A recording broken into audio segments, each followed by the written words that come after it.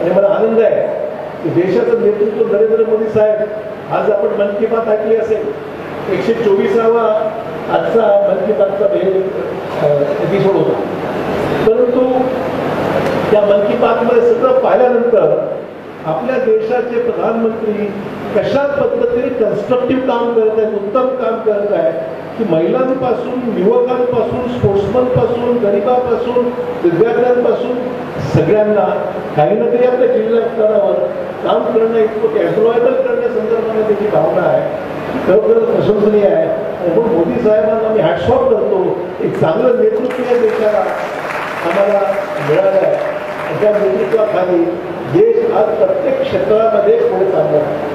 आजच्या वृत्तपत्रामधली बातमी आहे की जागतिक स्तरावर पॉप्युलॅरिटी कोणाची असेल तर मोदी साहेबांनी सगळ्यांना मागे टाकत 1 नंबरला मोदी साहेब आहे त्याला सांगितलं. आणि ट्रम्प 5 नंबरच्या खाली गेले. आता ट्रम्पचं काय बोलायचं नाही, आपण 1 नंबरच्या पुढे गेलो अशी परिस्थिती आहे. सांगायचं तात्पर्य एवढं आहे, आपल्या कर्तृत्वाने, आपल्या कामाने, आपल्या नेतृत्वाने आणि आपल्या एकंदरीत समाज उपयोगी राजकीय यश मिळतच आहे. राजकीय यश मिळतं कशाकरता मिळतं आहे तर चांगलं काम समाजाप्रती आपण करतो म्हणून लोक भरभरून मत मिळतात भाजपाला, हे जर मी मंत्र चुकी धरून आहे.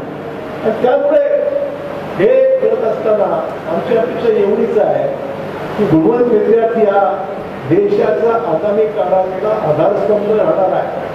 आम्हाला सर्वांची भावना आहे की मराठवाड्यामध्ये गुणवत्तेची कमतरता नाही आहे, मराठवाड्यामध्ये गुणवंत विद्यार्थ्यांची कमतरता नाही आहे.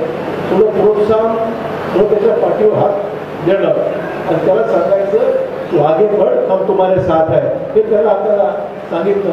मला खात्री आहे की तो कमी पडणार नाही, कमी राहणार नाही. शैक्षणिक वातावरण चांगलं आहे. आपण अनेक वेळा जे पाहतो ते एक 10-20% सोडून घेऊ आपण, तर तेच जे काही पाहतो सर्व बिघडलेलं आहे असं जर कोणी म्हणून चुकीचं आहे. देशामध्ये बऱ्याचशा चांगल्या गोष्टी घडत आहेत, देशामध्ये बऱ्याचशा पॉझिटिव्ह गोष्टी घडत आहेत. प्रत्येक क्षेत्रामध्ये चांगली कामं करणारी प्रत्येक क्षेत्रात लोक आहेत. आर्टिफिशियल इंटेलिजन्स आज पुढे चाललेला आहे. देशामधली जी डिफेन्सची आपली जी कॅपॅसिटी आहे ही आज एवढी वाढलेली आहे की पाकिस्तानसारख्या देशाला धडा शिकवण्याचं काम भारतात बसून आपण करू शकतो.